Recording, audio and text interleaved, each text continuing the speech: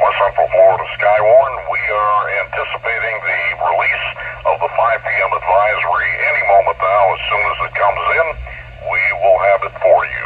NB9X 453.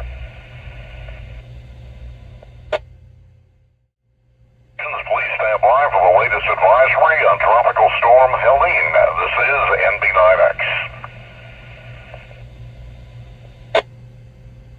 NB9X with the latest advisory from the National Hurricane Center in Miami. Storm surge and hurricane warnings are now issued for the Gulf Coast. Helene's large size will likely cause extensive area to be affected by the storm's hazards. As of 5 p.m. this evening, Helene is located near 19.7 north, 84.7 west, or about 155 miles east-southeast of Cozumel, and 150 miles south of the western tip of Cuba.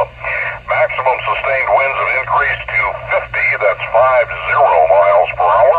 Movement is to the west-northwest at 12, and minimum central pressure has dropped to 995 millibars. With this advisory, a storm surge warning has now been issued from Flamingo to Indian Pass. That includes all of the west coast of Florida, including Charlotte Harbor and Tampa Bay. A hurricane warning has also been issued from the Cyclone River to Mexico Beach. The government of Mexico has also issued a hurricane warning from Cabo Catuche to Tulum. The new warnings with the issuance of this 5 p.m. advisory, the forecast guidance that the Hurricane Center has provided call for this storm to become a major Category 3 storm on Thursday as it moves to the north-northeast towards landfall in North Florida late on Thursday or early on Friday.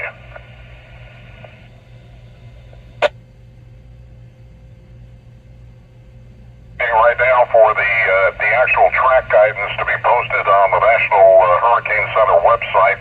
That's still a work in progress apparently, but this storm will become a Category 3 storm, and according to the last information we received from the National Weather Service in Ruskin, storm surge is going to be a major problem north of the Tampa Bay area. To the south, the forecast calls for 3 to 5 feet of storm surge south of Englewood. That's for Charlotte and for Lee County.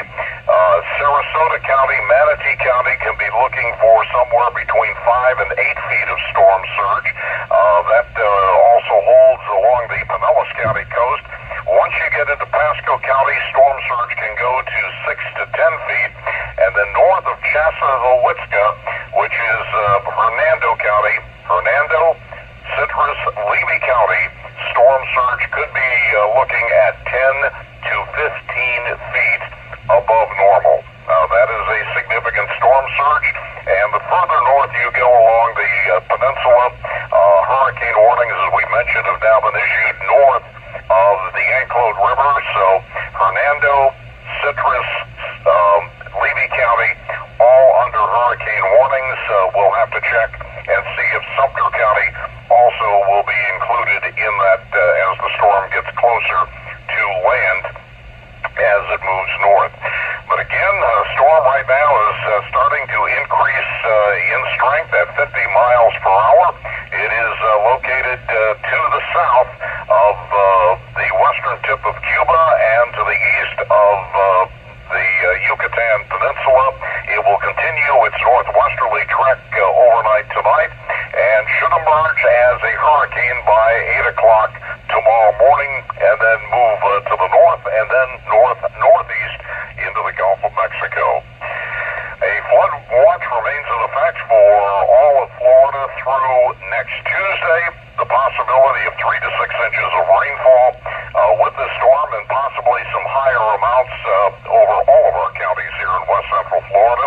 And come Thursday, we do have an increased chance for tornadoes over the Florida Peninsula, because this storm will be very large in size and can cause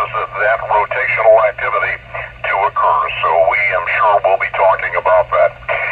We will be on the air through the duration of the storm, and Skywarn will be covered not only here on the NI4CE analog system, but also on NXDN Talk Group 1299. The next advisory will be at 8 o'clock this evening, the next full advisory at 11 p.m.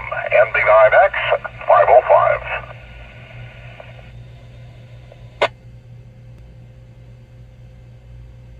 Before we move over to NXDN to provide the information over there, the 5 o'clock track guidance has come in. It is essentially unchanged from the guidance that was put out at 11 a.m. and at 2